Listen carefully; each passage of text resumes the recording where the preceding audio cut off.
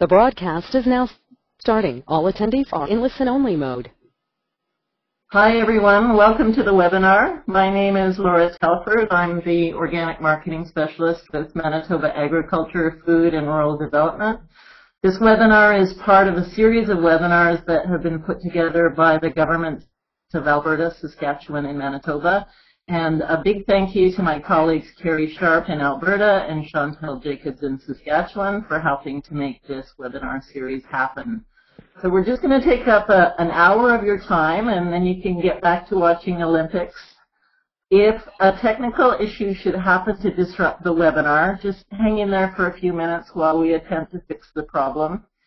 And if you suddenly have to leave because there's a hockey game or something on that you have to watch, don't worry because the webinar is being recorded. And if you've signed up for this, you'll receive a link to the recorded webinar about an hour after the presentation. And that webinar is going to be available until next Tuesday morning. So make sure that you watch it within a week. So let's get on to the presentation. Today we're talking about hemp production. And I hope it's going to be a timely presentation for those of you who have not yet made your seeding decisions for 2014. And by the end of the webinar, I'm hopeful that you'll have enough information to figure out if hemp production will make sense for your farm. We're going to mute all of the audience, so you won't be able to talk. But feel free, if you think of a question at any time during the presentation, to just type it into the question or the chat box in the GoToWebinar window that you should see on your screen.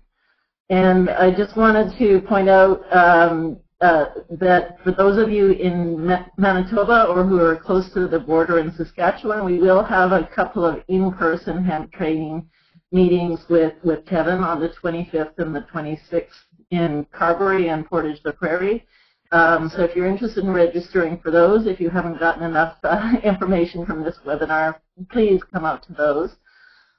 So now I'm going to hand off the mic to our two presenters. We have with us today Kevin Friesen, who is the seed manager with Hemp Oil Canada, and he also grows hemp on his own farm, so he knows what he's talking about. And we have Dale Razula, who's the provincial specialist for special crops at the Saskatchewan Ministry of Agriculture. So take it away, guys. Just make sure to leave a little bit of time at the end for questions. Okay, thank you, Laura. This is Kevin speaking, and it's my pleasure to participate in this webinar today. Actually, this year we've seen a real unprecedented interest in growing hemp, and I think a lot of that has come about because of what's happening in the grain industry with lower prices for other commodities and lower movement as well. And I guess I'll have to preface the seminar with saying that if you're looking to grow hemp this year, I'm hoping that you have already signed a contract or have that in place, because most of the buyers, I think, are already fully contracted or nearly fully contracted. And so if you haven't got that in place already, you're probably looking at 2015. The industry as a whole is growing, and it's growing at a rate of about 30 to 50% per year. And so there's a lot of room to join. But one of the important things in our industry is that hemp isn't really an openly traded crop. It is typically something which is grown under contract. And so to get started here, well, let's define what actually is hemp. So sometimes there is a bit of confusion what is meant by industrial hemp. So just to make sure we're all on the same page, what is unique about cannabis hemp is that the cannabis plant family contains a class of chemicals called cannabinoids. And there's about 60 cannabinoids in total. And the most famous of those being THC, which is the active ingredient in marijuana. And that's not what we're going to talk about today, just in case you're wondering. We're going to talk about stuff which is industrial hemp, and that is defined as having less than 0.3% THC in mid-season.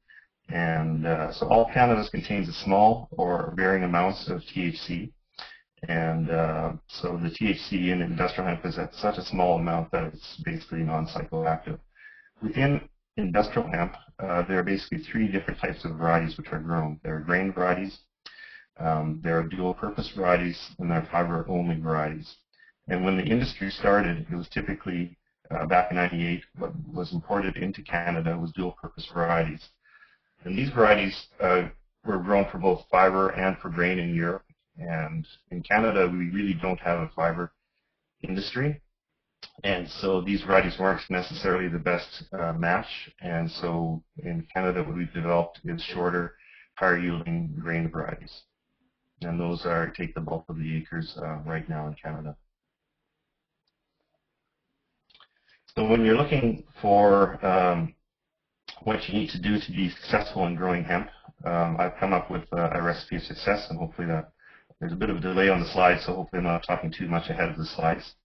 The most important thing is to actually get the right information, the right agronomic information, and you can get that in various means. One is through an agronomy support program through your buyer or the person you're contracting with, the processor. And they typically will know what is required, what they want to see, and how they want the crop grown. So this is a pretty important facet of growing hemp. It's kind of like your crop insurance. In the different provinces, some provinces have crop insurance for industrial hemp, some don't. So really, the right information is critical, and that information is the information we're giving in this webinar is general information. It's basic information. It's not specific necessarily to your farm or to your exactly to your production system. Secondly, I think it's important for you to contract your entire production as opposed to a portion of it. Again, hemp is not an openly marketed variety crop, so it's something which you should be looking to the buyer to buy all of it. There is some licensing required. Hemp is a controlled substance, and so you do need to get a cultivation license from Health Canada, and Gail will speak on that a little bit later. And you need also to have the right infrastructure, so that means having the right equipment. Maybe it requires you buying a draper header or increasing your aeration capacity or a grain dryer or something like that. So you need to have be willing to spend the money to get the right equipment or have it in the first place. And with all of farming, you need to obviously have a little bit of luck with Mother Nature.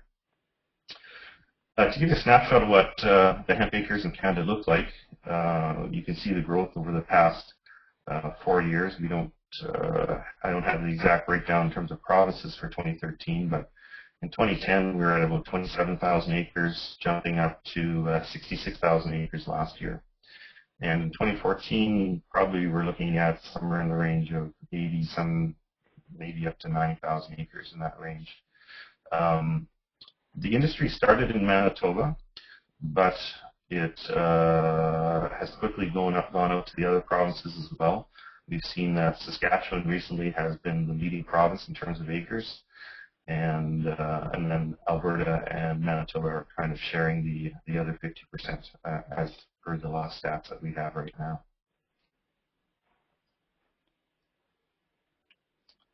I was also going to mention as well, if you have questions during the presentation, you can type those in. We can see them, and I'm happy to deal with them along the way and if required, or at the end of the presentation.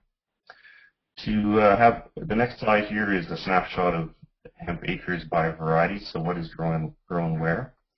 And what you'll see is that the shorter season varieties, Finola and CFX2 are the two shortest season varieties, grain varieties. They tend to be the most popular. It's also a matter of where these varieties are being grown. There's no be-all and end-all in terms of one variety is everything for everywhere. So it's a matter of matching the variety to your location. And Finola is a variety which does very well in northern areas as well as under irrigation. CFX, it's similar, but it is a taller variety. The CRS variety is the most popular one in Manitoba, typically because it is a large seeded variety, does very well in the heavier land there. And then there's about between 4 to 7 varieties which are the most popular in Canada. So Dale, I'll pass on the next couple slides to you here. Okay, thanks, Kevin.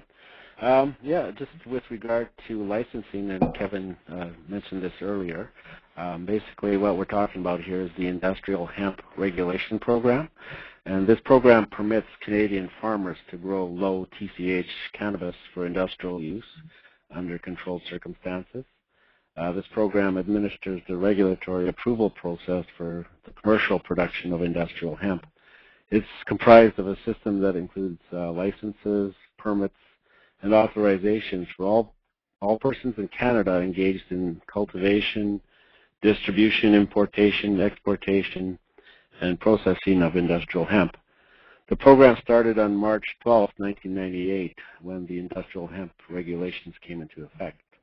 And in order to apply for or to make an application, one must include certain documentation with your application, and this includes things like the a police criminal record check, global positioning system, original signatures in all documents, appropriate schedules with the industrial hemp license application, and all supporting documents from Canadian Seed Growers Association or the Canadian Food Inspection Agency, are, if required, are all to be included with the application. These licenses are issued on a calendar year basis, and they expire on December 31st of the following year, immediately following the issuance of the license or authorization. Permits can be issued, and they're valid for 3 months.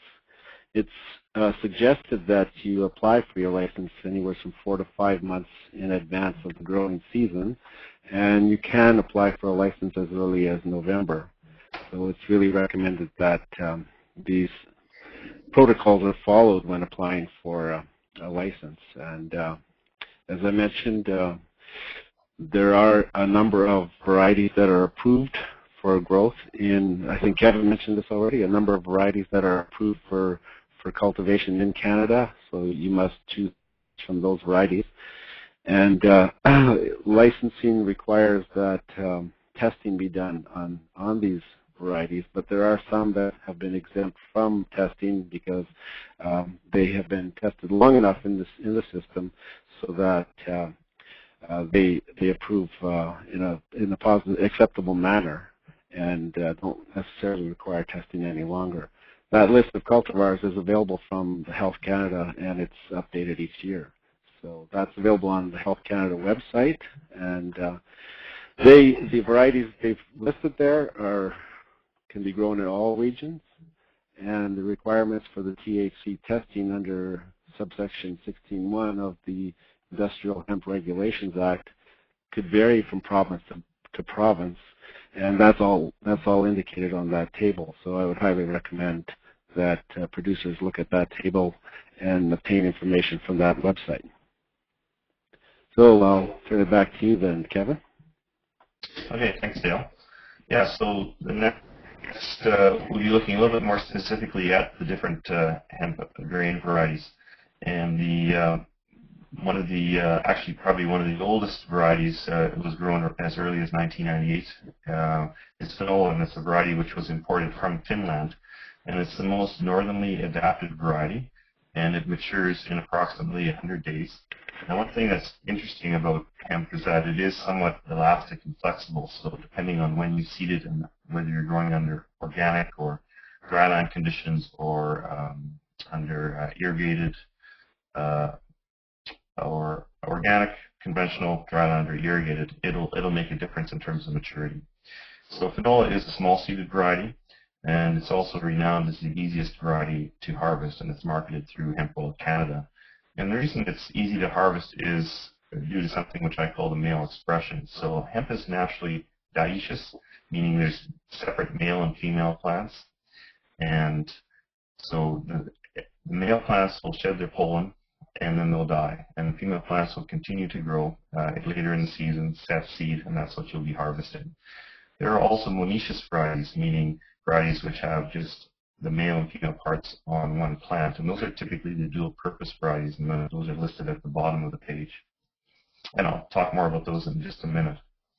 So as these male plants in a dioecious variety die off, if they're large, it's going to impact your harvestability because you have a larger amount of dry, dead plant material. And so that's typically what causes more of your issues when you're harvesting. And so the other general rule of thumb is the taller the variety, the more fiber there is. And hemp is renowned for having a very strong fiber. And so as you get taller, the plants need to be stronger to carry the seed weight at a higher level, and so you'll have more fiber. So there are some general rules of thumb, which run from small seeded, short stature, and then as you get taller, typically the plants themselves get more robust, they have more fiber, and they have larger seeds. So that's generally speaking across the board. So that's Finola, and it's been a very popular variety. It's typically comprised of perhaps 30% or so of Canadian acres, and it does very well in the northern areas as well as under irrigation. Again, because irrigation is a situation which causes maturity to be extended and the height to be extended as well. The next two varieties, and I'm moving up in terms of maturity and seed size, would be CFX1 and CFX2. And these are marketed by Hemp Genetics International. And these varieties are moderately large seeded. They have a moderate height. They are more robust than Finola in that the plants are larger, the leaves are larger in a way, and male plants are somewhat larger.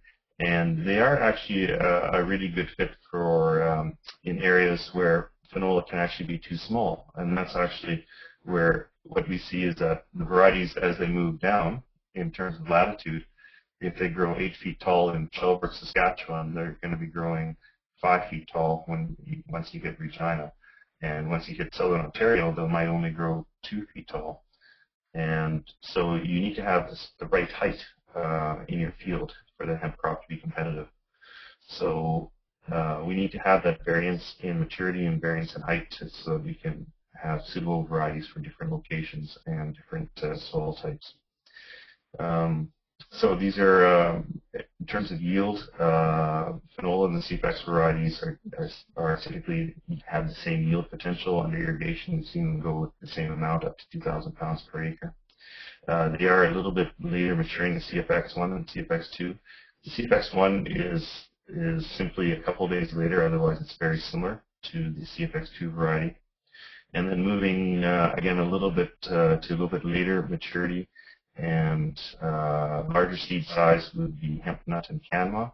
Hemp Nut is marketed by Terramax, the Fort Quebec area, and Canma comes out of Ontario actually, and is marketed through Larry Marshall up in Shelburne, Saskatchewan. So these varieties are pushing more towards the 110-ish days in terms of maturity. They're taller than the CFX varieties, larger seeded. And so typically when you're looking at which areas these should be grown at, it's more in the southern areas. The CFX is more in the northern and central areas of the prairies, and then these varieties, based on their height and maturity, are better suited for the southern areas. The next variety would be CRS1, and this is again a little bit later in maturity than the Canma varieties. It's about 110 plus days. It's very large seeded, high yielding variety as well. And it's a popular variety in Manitoba, and it's been good in Manitoba because the large seed is desirable for the heavier soils that you find in certain areas of Manitoba. And it is marketed primarily through Fisher Seeds in Dauphin, Manitoba. And so that's it's as far as I know right now, I think among the later high large seeded grain varieties. We kind of skip now to dual purpose varieties, and these are marketed primarily through Parkland Industrial Hemp Growers in Manitoba. And their varieties are typically monoecious varieties. They come out of a breeding program which is aimed at both fiber and seed markets, or dual purpose varieties. And they have, there's another variety which I don't have listed here, which is going to be new in 2017, which is Debbie. which Joey and Debbie are both tend to be more similar actually in some ways to the later grain varieties. They're shorter in stature than the other ones. So there's the fiber, and the reason why you want monoecious varieties for fibers, that all the fibers will mature at the same time. You won't have a different maturity between female and male plants, and that's desirable from a fiber processing perspective. So the Joey is a high seeding, high yielding variety. It is, I don't know exactly what the height of it is, but they tend to be, I believe, around 1.5 meters, 2 meters, and up. Alyssa can easily get 3 meters in terms of height. So it depends a lot on seeding date, as well as where you're growing it in heat units. But these varieties are typically meant for dual purpose use, and they're typically grown more in the Dauphin area of Manitoba. All right, so Dale, do you have anything else to add on varieties? No, I think you've covered it quite well, Kevin. I think that most of the varieties that are grown in Saskatchewan are of the oilseed types, and I think most popular ones are the CFX and 1 and 2 types that are very common in Saskatchewan. I think you'll find more of the fiber types grown in Manitoba, as you've already alluded to.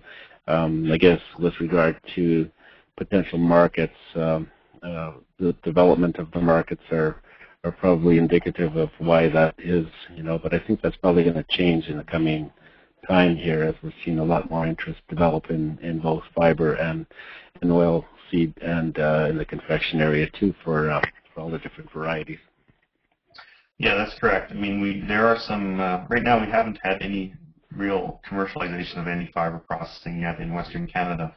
However, looks like there's going to be some, possibly some fiber plants going up in southern Alberta or various places in Alberta, and that could affect producers' choice in terms of what they want to grow for varieties, because typically when you're looking at a really good oil seed or grain variety, it's not necessarily something which is grown for its fiber. So that may, if there's enough money being paid for the fiber component, then that may change producer choice in those areas.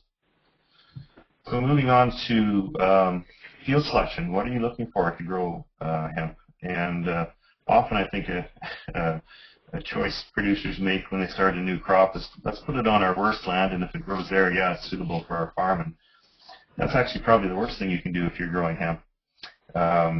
The best thing to do is put it on your best land. And hemp is a very valuable crop, and it will respond very well to the right situation, and that being well-drained soil, medium textured, with good fertility. And one thing you've got to be careful with, especially in the drier areas, is that you aren't dealing with any residual herbicide issues. That's usually coming from perhaps pulse production, something like that, Odyssey pursuit, those type of things. And it's more of an issue where you're dealing in a drier climate than in a wetter climate.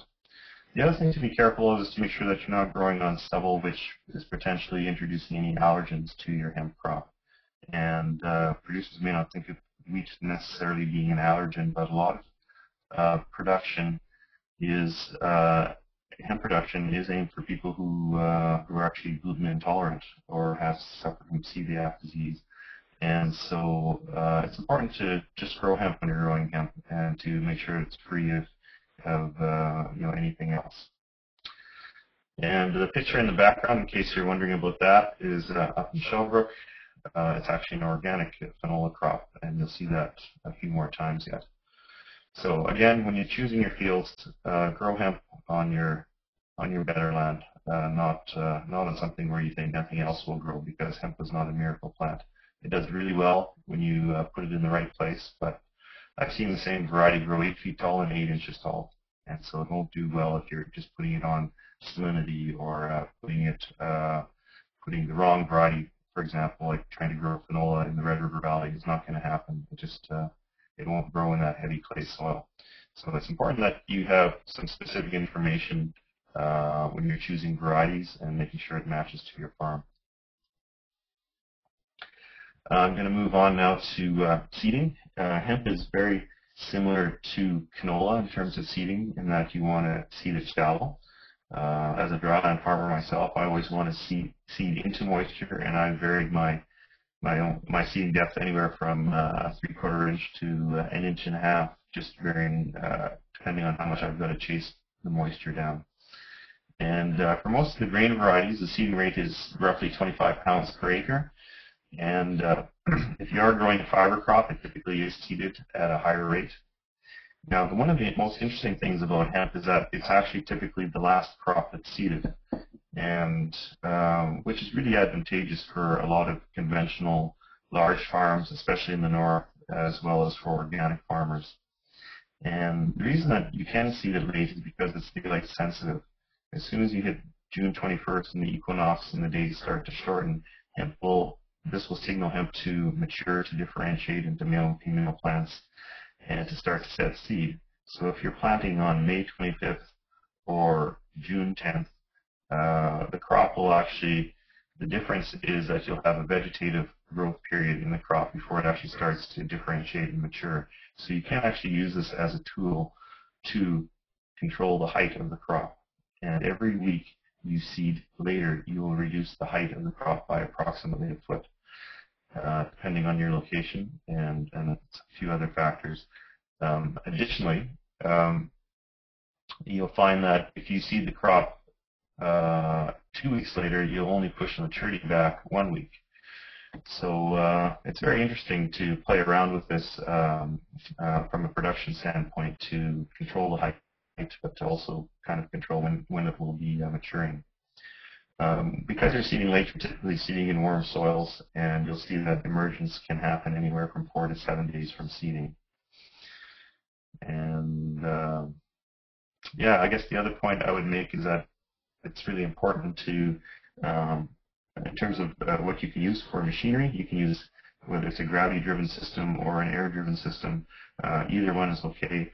But if you're dealing with a fairly wide air-driven system, you do have to be careful that you turn the air down so that you're not making hemp oil inside your drill. Hemp isn't super sensitive, but if you've got the air running full blast and you've got an 80-foot drill, you could find that you're perhaps running into some damage issues. Also, when you're talking about seeding and running into fertility, to the topic of fertility, it's really important to be careful with your seed placement. Your fertilizer that's placed next to the seed. It's still an area which needs some work, but it does seem that hemp is a bit susceptible to high rates of fertility placed in the seed row. So I typically suggest for most producers to put the bulk of their fertility in a mid-row or significantly side-banded or down in a separate operation. Hemp is a fairly hungry crop, and it's typically fertilized according to high-protein wheat or canola fertility charts, and with the addition of additional nitrogen. And it's unfortunate that we don't have any response curves yet for hemp. That's something which would certainly be good to develop as an industry. But from, I guess, my own experience for the last 10 years and working with growers over that time is we do see that it will respond very well to fertility. And there's still a lot of unknowns when it comes to micronutrients, but it is a very hungry crop, and so feed it accordingly. Now, the crop that's in the background here is actually organic, and it's a very uniform crop. And the key to the success of growing this crop is actually the fact that it's grown on alfalfa breaking. So it was 3 years of alfalfa prior to growing this crop, and that results in a nice uniform stand. If there's any organic growers listening in, if you can add compost or manure or something to your system before you're growing hemp, that is just gold, and it works good for conventional farms as well. Hemp responds very well to additions of manure. Dale, any other thoughts on fertility here or seeding? Well, I think it's really key that you noted that it was good for following up on broken alfalfa ground from the past because of the nitrogen fixing capability of that legume plant, and certainly that just adds to the note that it responds well to nitrogen.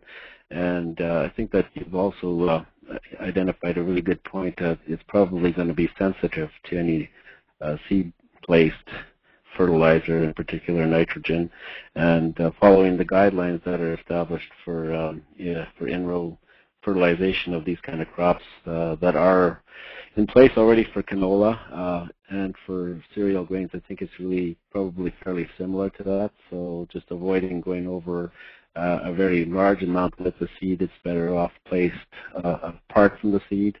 And I think phosphorus is also probably an important nutrient as well that would not necessarily show up in a yield response, but certainly is good for the root development of the plant, which obviously is going to be good for the ultimate growth of the plant and its ability to take up nutrients from the soil. So that's an important nutrient as well. And I believe that in some instances now, depending on where you are in Saskatchewan anyhow, it seems like there is some response now to potassium, and I'd be interested to see a little more work done in that area too. But I think it's probably best that farmers or growers follow their nutrient guidelines from soil tests that they do each year, and follow that accordingly, because it's going to respond well to those added nutrients. Yeah, thank you. Yeah, it's in terms of nitrogen, usually I find that it's additional 20 to 30% on top of your wheat or canola recommendations. And I've switched now to put Larry in color here so you can actually see how good his organic crop looks. And again, for those organic farmers, perennial alfalfa is typically by far your best free-seeding crop for growing hemp. And in this case, it was 3 years of alfalfa. Following that, you could be looking at green manure plow down, maybe fava beans or peas, something which is going to produce a significant amount of nitrogen in that plow down year. The benefit, I'm going to speak a little bit more specifically for organic. The late seeding aspect of hemp is really important for organic because it does allow you to get in anywhere from 4 to possibly 6 weeks of tillage and weed control prior to planting the hemp. And so this is really important. Hemp has got an interesting growth curve. Doesn't actually pops out of the soil really quickly, but it doesn't grow that quickly after that until you get July. So it'll kind of, most of June, it grows, but it's not crazy growth. But then as soon as you hit July, it's exponential growth, and it's just a 45-degree angle growing upwards. And then it levels off the first week of August. And so the first month, it's very critical that hemp isn't overrun by something else, and it can happen, especially in the organic situation. So if you can get rid of your weeds, through tillage, your flushes of wild oats, or whatever the case may be, volunteer cereals, buckwheat, whatever the case, it's great to get that over with and then plant hemp into a relatively clean field. And that's kind of one of the keys to be successful for organic. Now, there's a bit of delay again in the slides, but I've gone to the next slide here where you'll see the difference between what I call uniform fertility and what isn't uniform fertility in the field.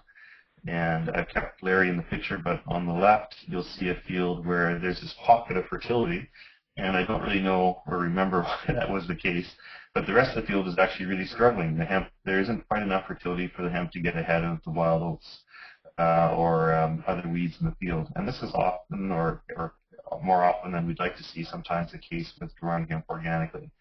And again, this is just to stress that you want uniform fertility and good fertility for growing this crop. And we've seen situations in fields where we've got this tremendous growth, 6 to 8 foot tall plants. And the only thing that anybody could remember is that 50 years ago, there's a wood pile there when the land was broken and it was burnt. That was what the grandfather remembered. And for some reason, that still had an impact decades later. Or it could be fertilizer strips or whatever the case may be. But if you don't have uniform fertility and good fertility, you're going to struggle growing this crop. The other aspect, which is important, and these again are organic slides, is choosing the right variety in terms of height expression. And you don't want to be wasting your fertility that you have in an organic situation on growing fiber. With, that being said, without a fiber market, you want to be growing grain. That's where you're getting paid top dollar for that. And there is quite a premium for organic grain compared to conventional. And so ideally you're looking for a crop that will express itself between 5 to 6 feet tall at maturity. And you see this on the right. This is a CFS1 organic grown in the Coppell region of southern Saskatchewan. And the inset picture on the left is actually CRS1 grown way up in Shelbrook area.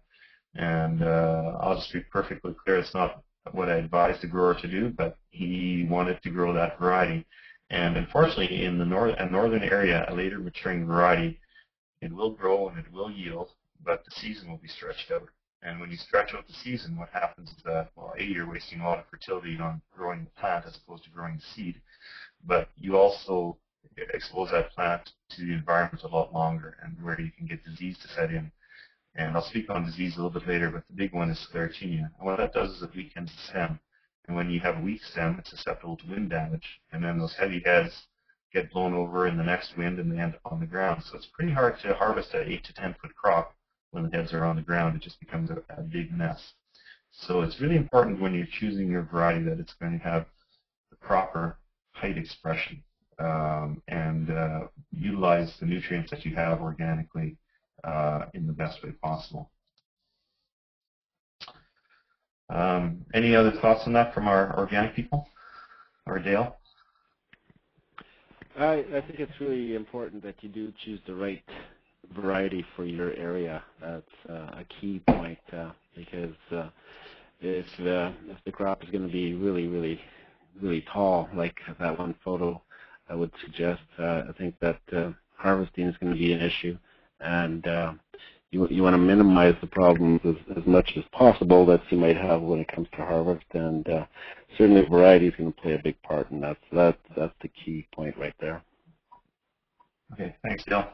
The next slide here is a conventional production. It's actually a slide of canola under irrigation in the Iron Springs area of Alberta. And the inset pictures are pictures from actually quite a few years ago, trying to figure out fertility rates and trying to control wild oats in fields. And what I guess the baseline for conventional farmers is that you actually have this tool of actually being able to add as much fertility as you want, or as much as you can afford or need in the field. And so fertility is actually also your herbicide, and you can actually see that in those inset pictures. The picture on the left, there's a 1x, 2x, 1x, and the 2x is a diagonal double pass of fertility, and this is from quite a few years ago, probably 9 years ago already now. And there's no wild oat herbicide used in this hemp field, but the double pass, and the double pass was 70 versus 140 pounds. This was before I figured out how much nitrogen I actually really need to put on the crop. But I did realize at that point that 70 pounds was certainly not enough, and the doubling of the fertility actually pretty much eradicated most of the wild oats. There's still some there, but it really took a big swath out of it. And you can also see that again on the right picture where you have no added fertility with a double X. And this was in Prairies, Saskatchewan back, quite a few years ago as well. So, and I don't know exactly what the soil tests were on either field because it was quite a long time ago, but it does demonstrate that you can use fertility also as a significant portion of controlling weeds and getting the right height expression. So under irrigation, since we have a picture of irrigation here, most guys are pushing at least 150 pounds of nitrogen, and then the other major nutrients as per canola.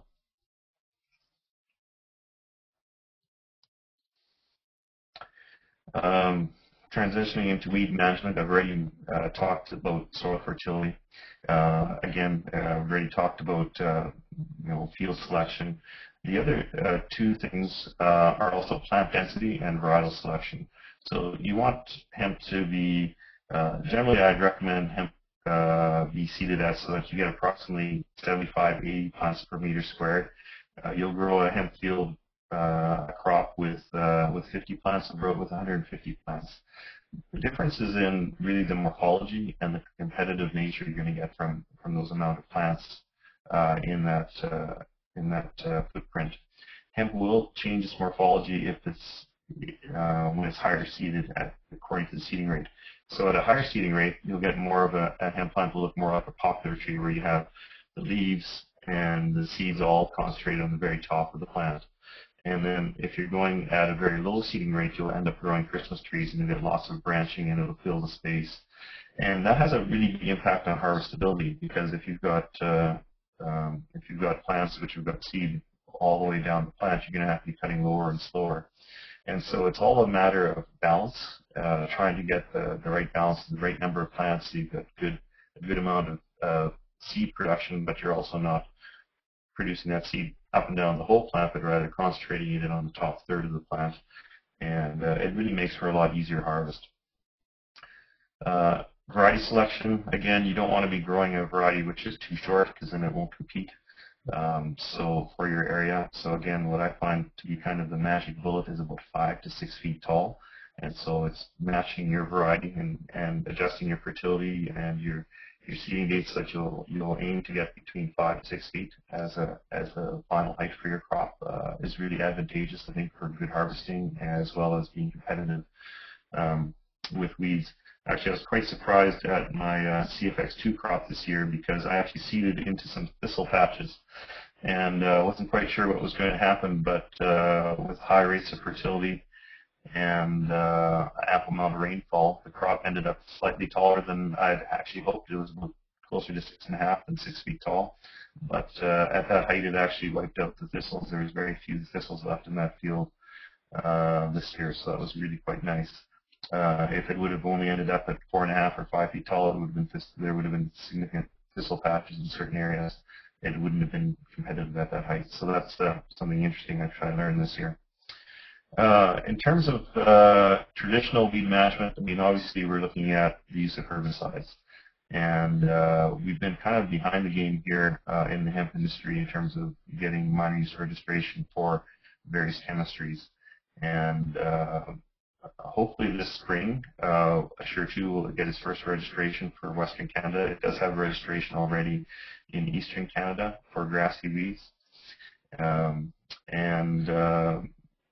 So that's something which, there are chemistries which work. There's chemistries which are developed in the breeding programs. So these varieties do, some of the varieties do have built-in tolerances to various chemistries.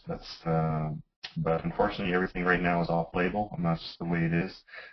You have to look to the buyers themselves as to what their different policies are in terms of in their contracts for use of herbicides, whether it's pre or post-emergent.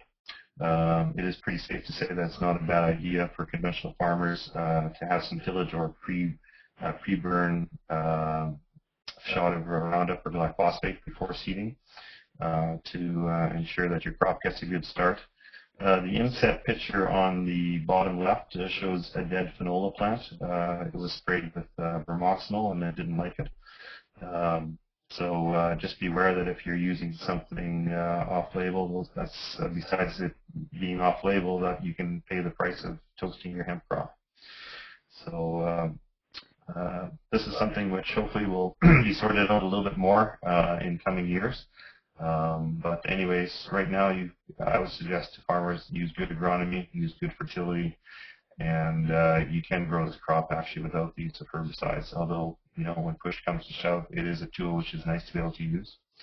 I think in addition to that, Kevin, yeah.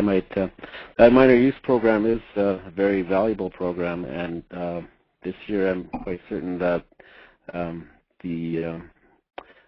the provincial recommending committee has submitted Assure 2 as a potential product for use in hemp, and also, in addition to that, I believe they also submitted the idea that what they classify as a problem without solution for controlling broadleaf weeds in hemp was also submitted too. So that is being looked at through the minor use program, and hopefully they are able to come up with some registrations for for weed control in the future. Mm-hmm. Yeah, and additionally, there's also some organically certified fungicides which are in the minor use program for evaluation as well. Right, that's correct. Yeah. Nice, because that provides organic producers with the option of controlling sclerotinia, which is a major. Absolutely. Issue there. So.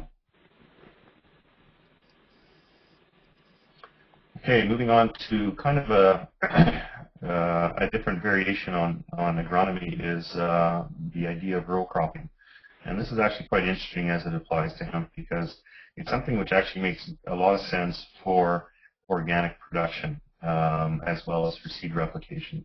And the idea with row cropping is that you use obviously less amount of seed per acre, but you get more seed production per plant.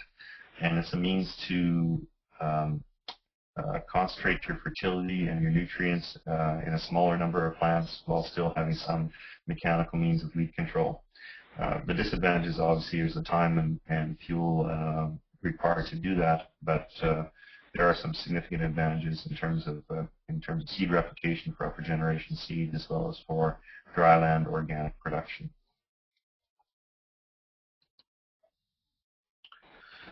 And I'm going to speak a little bit more specifically to some the southern Alberta situation, and this is an area where we have the benefit of irrigation and often the issue of wind. And so with irrigation, hemp does very well. We can often see yields increase by 50% or more over dryland yields.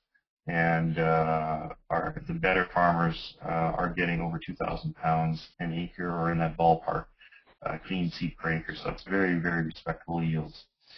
So that's the benefit of irrigation. The issue is that a lot of irrigation is situated in fairly windy areas, and all hemp varieties are susceptible to shelling as they get riper. So how do you mitigate this risk? Well, the way to mitigate it is to grow shorter season varieties and to also swath those varieties. So you're swathing them when they're greener than you would be harvesting. And that allows you to really minimize your wind risk. It also allows you to take the crop off dry as opposed to having to dry it in the bin. We'll speak more about that shortly. So that it's an interesting variation on what would traditionally be a crop which is straight cut. And yeah, anything further on that, Dale, that you think? I think that you targeted a very good point there with regard to harvest, and anyone who might not be familiar with harvesting hemp, it is harvested slightly on the greener side because as that plant dries, the fibers within the plant itself become tougher and more difficult to deal with. So it's important that the harvest start a little sooner than what they might typically be accustomed to with some other crops. Mm-hmm. I guess the only other additional risk I would say with swathing is that hemp in swath is quite a bit more susceptible to sprouting compared to when it's standing. When it's standing, it's a very waxy plant, and you get a little bit of rain on it and a couple hours of wind and sun, and bang, you're ready to go again. And I've often amazed my neighbors when we've been in the middle of harvest and we've had a shower, and 2 hours later, I'm back harvesting my hemp, and they're going, Kevin, how are you doing that? Where they've got to wait an extra day or two for their standing cereals to dry down. And it doesn't absorb water when it's standing, which is can gain you an extra 2 days sometimes in harvest.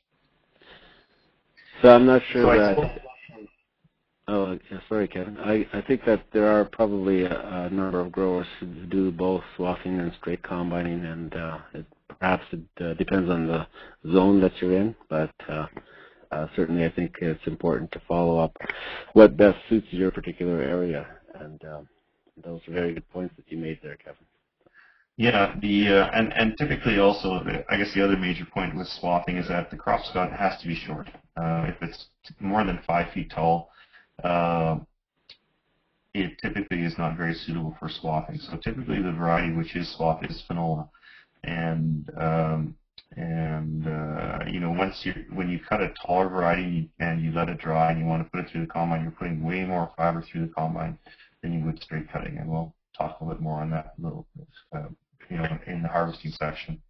I'm going to speak a little bit now on disease, and hemp is actually a fairly vigorous plant. It doesn't really have a lot of disease issues. Speaking to Alberta, we don't know if it's susceptible to clubroot or not. I've never seen it yet. We do know it is susceptible to sclerotinia, and sclerotinia is an infection in two places in the plant. It's soil-borne, so it has about a 5-year cycle where it can remain, these spores can remain viable in the soil. And where you see an infection point is on the 1/3 juncture of the stem, and this is on the left on the inset on your screen there, that picture, with black sclerotia bodies. And what they do is they actually weaken the stem. They'll cut off the supply of water and nutrients to the head. So the seeds in the head will not form. There'll be a shell, but they'll be empty. And the plant itself will senesce prematurely, and so you see the brown head with the rest of the green ones there. There will be some seeds that will have set seed and be fine. They'll have meat inside of them, but the majority of them, depending on when the infection occurred, will just be simply hollow and blow at the back of the combine. When you have an infection set in, you typically will have a secondary one of botrytis also set in.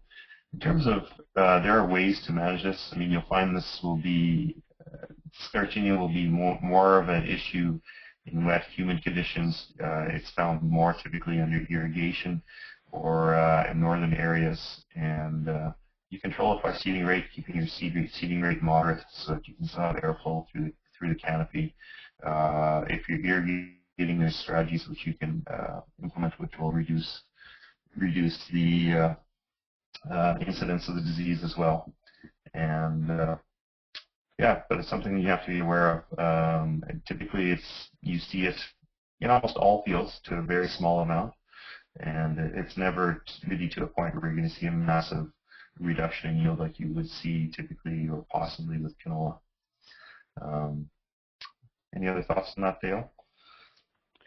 Well, no, I think you covered that quite well, Kevin. I think sclerotinia is one of those diseases that is common to a number of broadleaf crops, so rotations are probably going to play a big part in it. But as you mentioned, though, canola is probably a greater risk with sclerotinia than hemp, and as such, it should be treated that way. But nevertheless, you can do a little bit of preliminary scouting in the season too by looking for apothecia, which might be in the field, a small little mushroom-like, I guess, germination that occur at ground level, but nevertheless, they're very difficult to find. Just knowing what your rotations are going to be a bigger factor in determining that. And similar with botrytis, it's actually a saprophyte type of organism that likes living off of living tissue and does well under really humid conditions. And you might expect that's probably what you're going to find in a field of hemp, a lot of humid once that canopy kind of fills in. So seeding rate will definitely play a part in helping control that.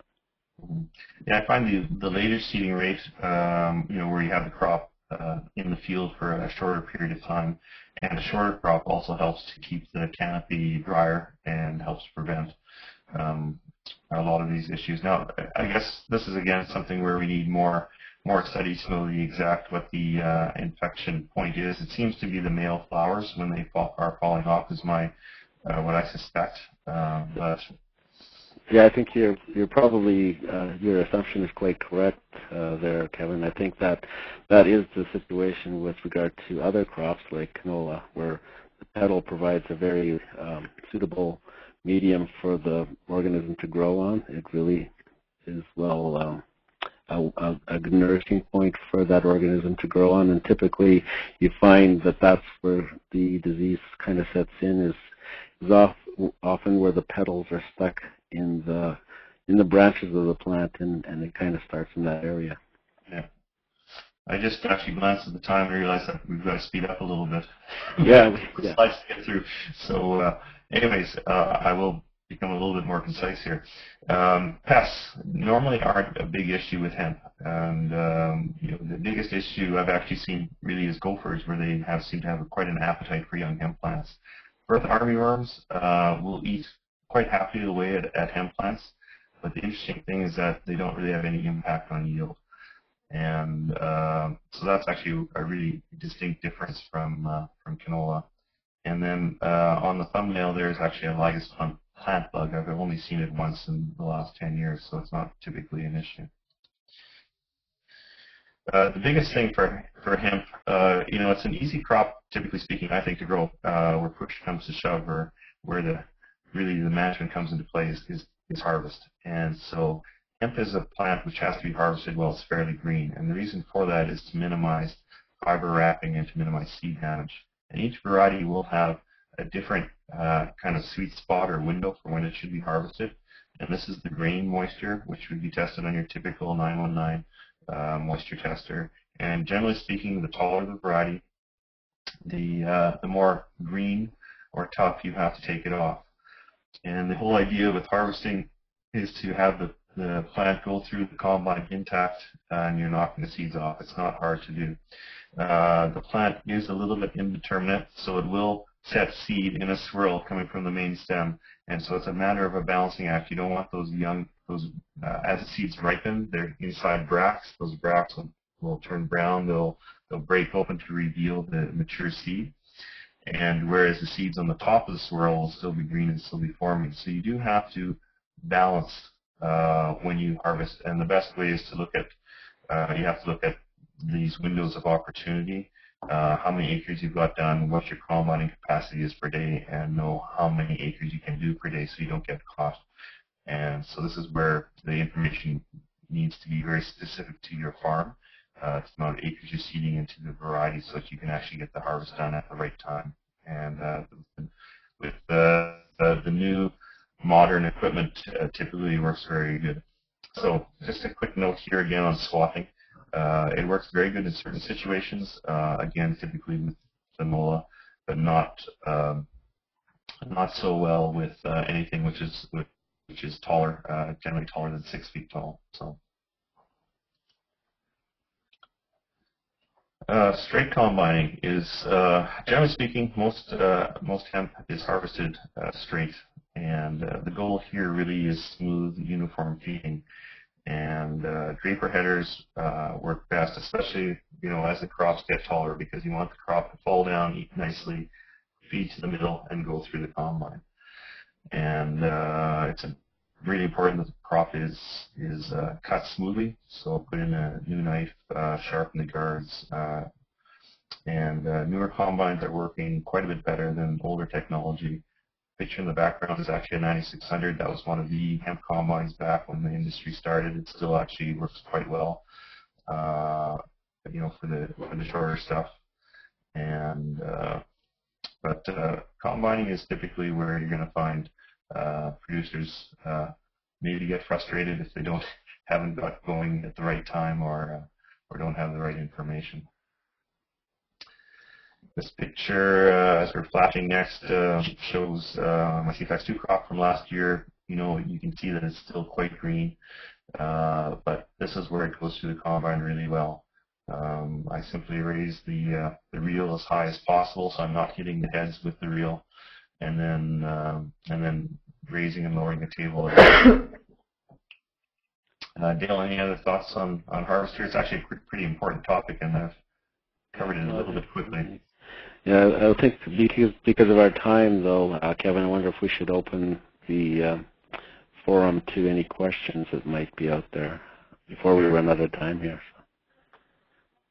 If anyone has a question, they can type it into the chat portion of their of the program online, and we'll try to answer that. Yeah, I haven't seen any questions so far, so I'm going to keep on going quickly here with aeration and storage.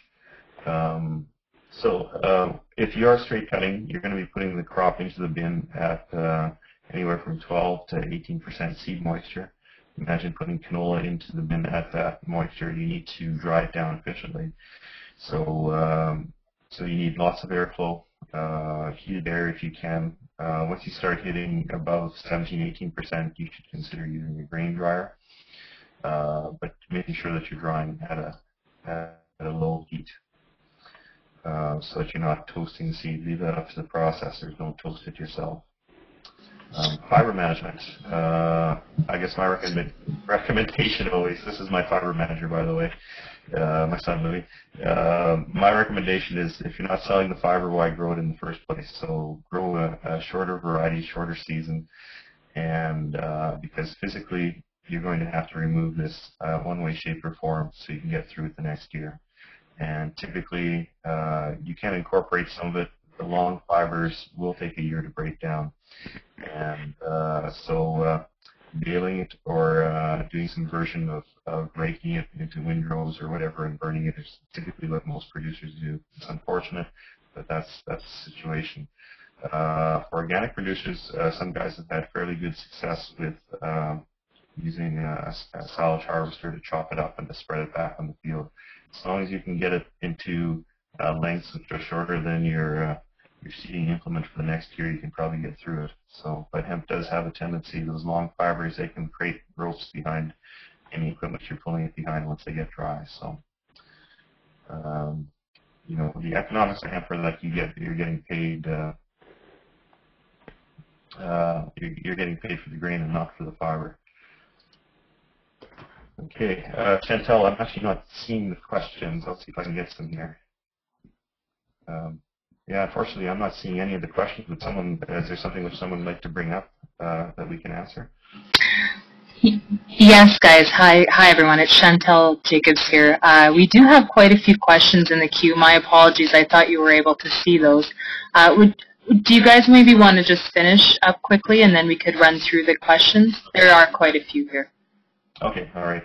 Okay, so first of all, making that decision whether hemp is or is not suitable for your farm, first of all, the benefits of hemp are you can have a set price and you can have a delivery period for your production. And a year like this year, I think that's very important.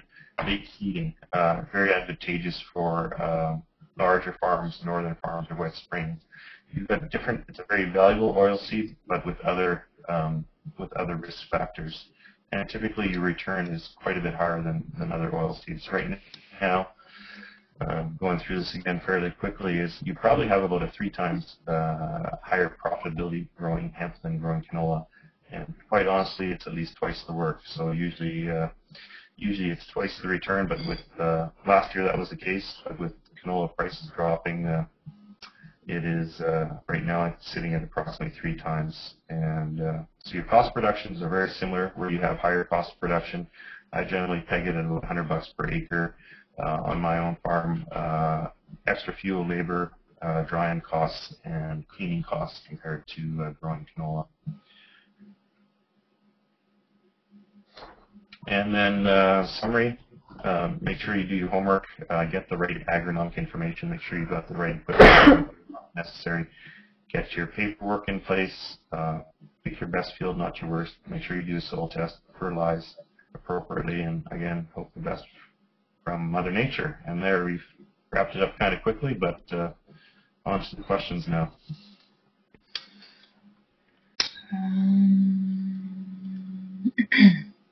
Okay, let's just see here.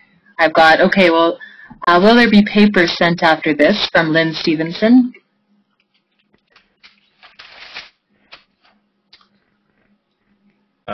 Papers? Yeah.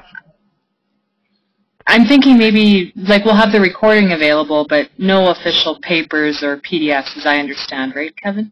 Yeah, typically, this webinar was meant as an introduction so you can do your due diligence to see if hemp is appropriate for your farm.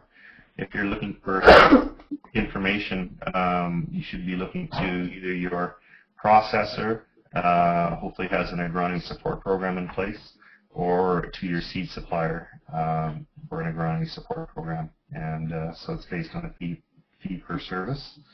And so I work in both those realms. So if you're interested, by all means give me a call. But for this year, we're full already. So, but also the provincial specialists can certainly help as well in terms of providing that information, I think. Yeah, we do have some fact sheets on all of the provincial sites. Alberta, Saskatchewan, and Manitoba, and I believe Ontario even has information about growing hemp with the basic requirements of the agronomic factors involved. So, a fair amount of information can be gained from those particular sites as well. Yeah, we have information from the various seed companies, which typically includes some basic agronomy information. Okay, and then I have, is there financing available for new Manitoba farmers, from Marianne Fair-Jensen? No. Typically, I think financing should be handled by the producer or by their banks. Okay, and then should minor use registration of bromoxynil be supported by Dale Horn? Well, yes, I think it should be supported. It's important to control various broadleaf weeds like buckwheat, in the fields. It is a bit of an interesting chemical because it will react differently during the day, but if used properly, it's an appropriate tool for hemp production. Okay, and then what are the advantages between the different varieties, from Monte Robertson? That's a very complex question. There are advantages and disadvantages with each variety, and I don't think we have that's specific again to your farm, and I don't think we've got the time or breadth to go into that now. Mm-hmm. And then is X59 hemp exempt from testing in Manitoba and Alberta? That's from Dale. Well, Dale should know that answer that question because he actually is the breeder for that variety. Information is available through the list of approved cultivars, and it changes yearly. The 2013 list of approved cultivars suggests that X59 hemp nut is exempt in Saskatchewan only. I'm not sure what it's going to be for 2014, though. Yeah, exemptions for THC sampling are based on past performance of varieties in specific areas. Some varieties are. Oh. Okay. Some varieties are exempt across Canada. Some varieties are exempt on a provincial basis, and the best thing to do is to look on the list of approved cultivars from Health Canada or to contact the seed supplier, and they should know that information. Okay. And then which varieties produce the highest quality fiber, again from Dale?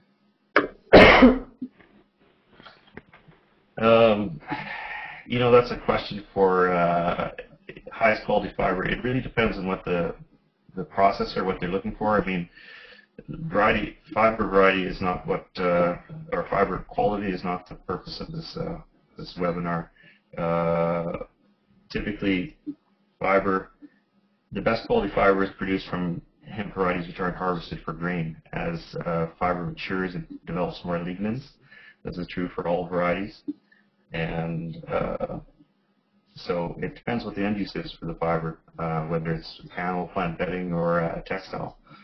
So it's a wholly different ballgame. We're talking about grain production here, not fiber.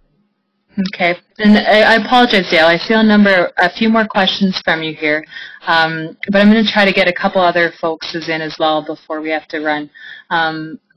Randall Penner asks, are there any chemicals used in potato production that could affect the hemp? We have to look specifically at the chemicals that are used to see if they have carryover.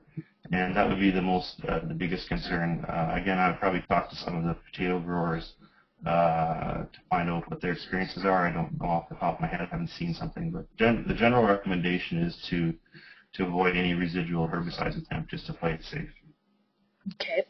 And then Michael Carter asks, do we not see a yield reduction when seeding later, like we do in other crops? Actually, interesting enough, so far we haven't seen that, and that's typically looking at seeding in the month of June. So we've had experience in Bow Island with irrigated crops where they've been seeded the end of May and the end of June, and the yields have been the same. The harvest has been 2 weeks apart as opposed to 4 weeks apart.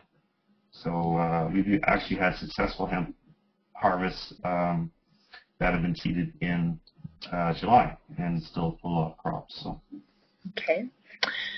And then what if the fields were used by cattle prior to planting, by Marianne Fair-Jensen? I don't see that should be an issue. I think the extra fertility might help. Is this an organic situation? I just would wonder about the uniformity of distribution of manure and that sort of thing. It might be a factor. Well, you might see some plants are doing quite a bit better than others in a very small footprint.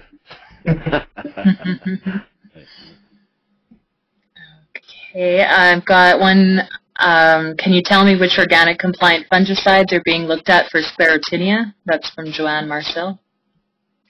Yeah, Serenade and Contans. Great. And how much water does a hemp crop use or need under irrigation in southern Alberta? That's from Jacob Schutter. Yeah, that's a good question. Obviously it's something which I'll have to talk to him later about in more detail. So. Okay. All right. We have a lot of questions from Dale here, so again, and my apologies, Dale. I'm just trying to capture as many as we can from a few people. So what are the current organic hemp prices from Steve Johnson? They range, I think, in the $1.20 to $1.30 range. Yeah, that's what I've heard as well, Kevin. I think you're right with that. And then what about Group 2 residues from previous crop years, such as Everest, Simplicity, or other Group 2 chemistries that would be applied to a wheat crop the year prior to growing hemp? That's from Terry Aberhart. Again, go back to it's best to not have any residual herbicides at all. It's a little bit, it depends on the, again, on the breakdown. What's the breakdown nature of that herbicide? Yeah, we have quite a few here. It appears seed size varies with variety. Is there a recommended plants per square foot per meter to establish the crop? It's from Paul Thorburn. Yeah, we covered that a little bit. What's interesting is that the seeding rates and the seed size and the 1,000 kernel weight, we're dealing with all sorts of different information here.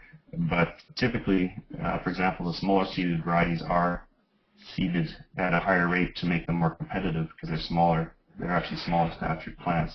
Generally speaking, you're looking at approximately 75 or 80 plants per meter is a very decent number for grain production. Okay. And can fiber be grazed from Lynn Stevenson? No. And have you had any problems with blackbirds impacting yield from Amy Brown? It's got to have to be a very massive flock of blackbirds, but birds do have an affinity for hemp. And if you're growing a very, very small amount, yeah, you could certainly perhaps have some losses, like you're talking the size of a room in a breeding situation or something like that. Okay. And if I grow hemp in the Battleford area, where should we take it and how far do we have to go for trucking? That's from Ivan Isgagin. Well, Ivan, you need to contract your production with a buyer, and then they help you to set up where you're cleaning it, as well as hopefully advising to get the right variety for your area. Typically, 80% or more of the Canadian crop ends up in Manitoba processing. That's where the most volume operates. If he's looking for buyers and he's having a hard time finding them, there's a list of buyers and processors and brokers on the Saskatchewan Agriculture website under the marketing section with the marketing company synopsis and the crops that they deal with, some of which are hemp buyers. So he can find suitable candidates off of that list. And then what are your top suggestions for combines or models for the different grain varieties, or for grain varieties, sorry. That's from Rachel Flowers. Again, that's a very complicated question, depending on where you're located, what variety you're growing, and typically speaking, the newer 8 Series case, 9 Series do very well in most of the grain varieties, as well do the newer models of John Deere. Those are the ones. And also New Holland conventionals do very well. So it does vary a little bit year to year, field to field, day to day. So you'll find sometimes that there might be a certain day where it's working really well and the next day it doesn't. And that could be the same field and the same combine. Sometimes it's conditions. So it's not an easy answer or a simple answer, except for the fact that newer technology is always better than older technology. And is hemp covered under crop insurance in Manitoba? From Emmer Farouk? Yeah, there is a program in Manitoba, which is certainly better than the one in Saskatchewan. What the exact amount is, I'm not quite sure on. I think it's roughly around 15 bushels per acre. But we certainly prefer that people get good advice as opposed to relying on crop insurance. And the latest planting date for a longer season variety such as CRS1 from Jason Peters. Depends, Jason, where you're located. You know, if you're in southern Manitoba versus Dauphin, it's going to be different. So typically, you're wanting, and again, it's specific advice for your farm and for your location. You know, typically you're looking to be seeding in early mid-June, or late May to mid-June is the typical seeding window. Okay, there were a few others there from Dale Horn. I think you had quite a few there, and maybe we could you could get in touch with Dale afterwards there, Kevin, or follow up with the few that we've missed. I'll make sure we keep a transcript here of the questions that were asked and we didn't quite get to. Okay. Yeah, maybe we should wrap up here. It's Laura again. I want to put out a big thank you to Kevin and Dale for a very informative webinar. And there's a couple of ways that you can get your questions answered. Once you close the GoToWebinar, you're going to get a survey form. So if you have a burning question that we didn't answer, just write your question in the form, and one of us will connect you to the right person. And I'm also told that you can call Hemp Oil Canada, Candace Track, at 1-800-289-4367, and she'll get you connected to get your questions answered. I wanted to, before I let you go, I know we're 16 minutes over time here, just to put out a call that our next webinar in the series is going to be on Tuesday, February 18th, so same place, same time, your computer. The topic is going to be the plant's role in soil fertility management by Diane Knight at the University of Saskatchewan. So I'm hoping that you all register for that, and if you don't have a link, just email me or Chantel. My email is laura.telford@gov.md.ca, and I'll send you the link to register for that and the other webinars.